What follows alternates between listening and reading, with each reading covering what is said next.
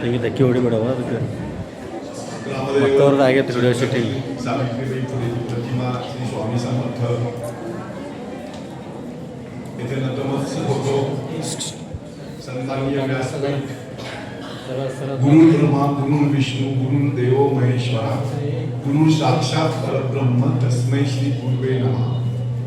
इथे बसलेले मी जरी निवृत्त असेल पण हे सगळे माझे वडीलधारी मंडळी. संस्थेचे चेअरमन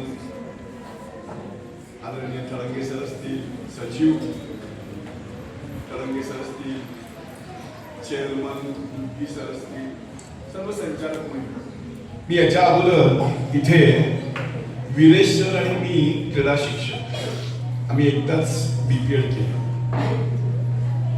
आणि याच्या अगोदर मी या शाळेमध्ये क्रीडा सप्ताहाच्या उद्घाटनाला आलेलो होतो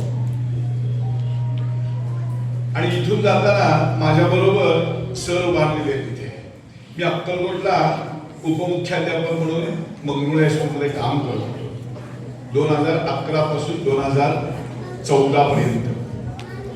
बसमध्ये चढणे कोणती जीप मिळते मला माहित नाही, पण त्या सरांनी मला सर आपण दोघं मिळून जाऊ आणि सर आणि मी आम्ही दोघंही येतो. त्यावेळेसही मी शंकरलिंग हायस्कूलचं ऐकत होतो, वीरेश सरांकडनं ऐकत होतो, पण आज मन भरून आलं. का बरं भरून आलं? एक संस्था दोन शिक्षकांचं नाही. ज्यावेळेस भोसले सर सांगत होते, सूत्रसंचालन करत होते, असं वाटत होते की काय एक शिक्षक दुसऱ्या शिक्षकाबद्दल एवढं कौतुक करतो, कुठेही तुलना नाही, जबरदस्त बोलताना हे माझा सत्कार नाहीये, हे माझ्या विद्यार्थ्यांचा सत्कार आहे. आणि एक डिअर शिक्षक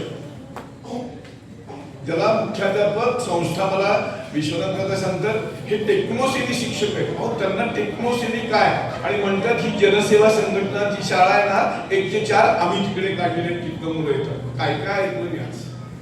मी केएलई सारख्या 320 इन्स्टिट्यूट असलेल्या संस्थेमध्ये काम करतो, पण आज ही छोटी शाळा नाही विद्यार्थी मित्रांनो, ही खूप मोठी शाळा आहे.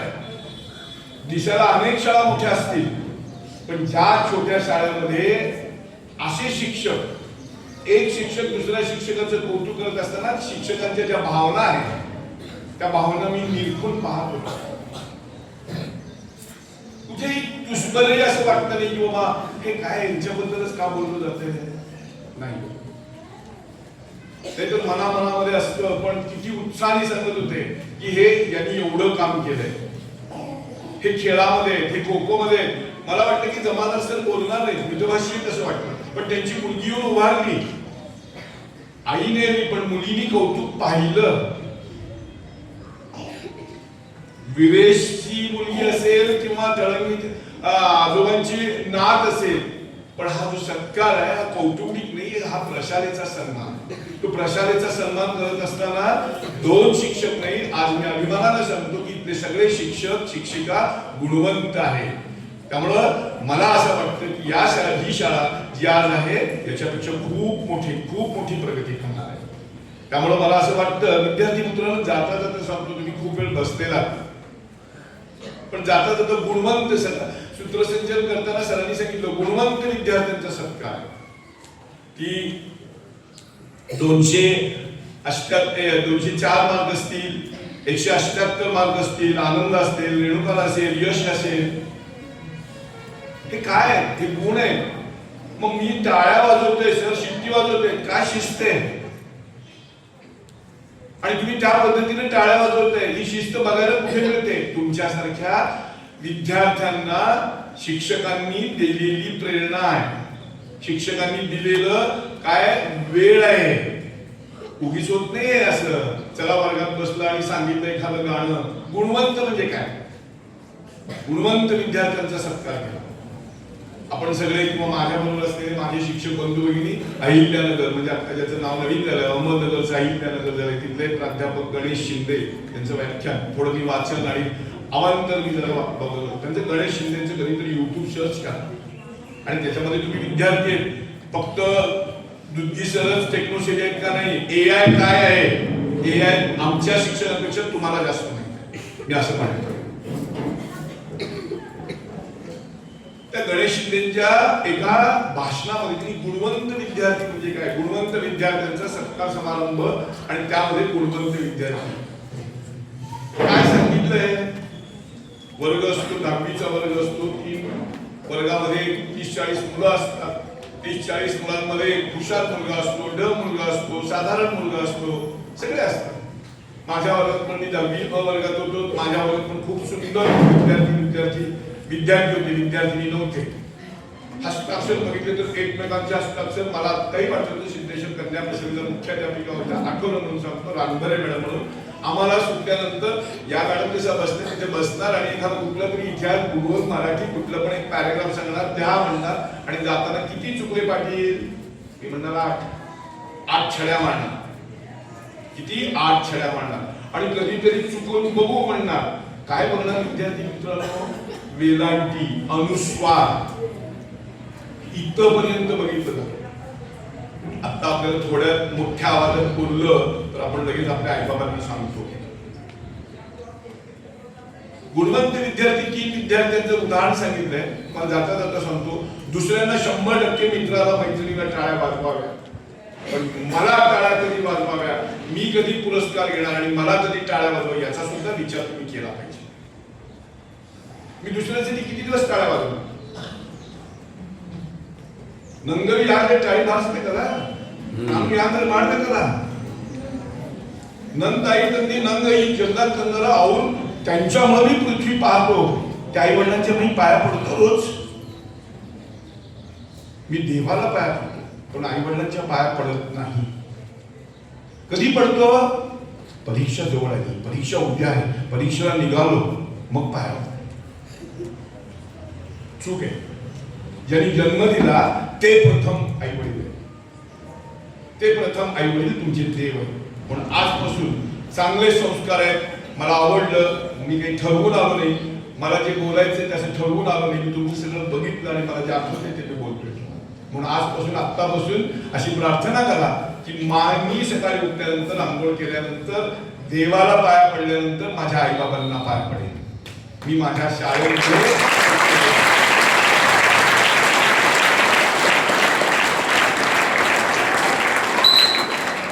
आणि मी करतो म्हणून मी तुम्हाला सांगतो. माझ्या बाबांचं वय 87 आहे, माझ्या आईचं वय 81 आहे. मी रोज पडतो म्हणून मी सांगू शकतो. 3 विद्यार्थी होते. एक हुशार होता, एक साधारण होता, एक ड होता. गुणवत्ता म्हणजे काय? गुणवंत म्हणजे काय? आता भोसले सरांनी सांगतं आमच्याकडे गुणवंत आहे, आम्ही गुणवत्तेवर काम करतो. 100% बरोबर आहे. त्याशिवाय वडसम, त्याशिवाय तीर्थून किंवा हार जिंकून विद्यार्थी येत नाहीत. इथं काहीतरी क्वालिटी एज्युकेशन आहे. त्यामुळे ती विद्यार्थी, त्यामुळे ते पालक या विश्वासाने तुमच्याकडे पाठवतात. ते 3ही विद्यार्थी काय 10वी मध्ये खूप छान मार्क मिळवले. हुशार विद्यार्थी हा पुढे गेला, इंजिनियर झाला. काय झाला? इंजिनियर झाला. आणि इंजिनियर होऊन तो जिल्हा परिषद शाळेमध्ये, जिल्हा परिषद मध्ये इंजिनियर म्हणून नोकरी करायला लागला.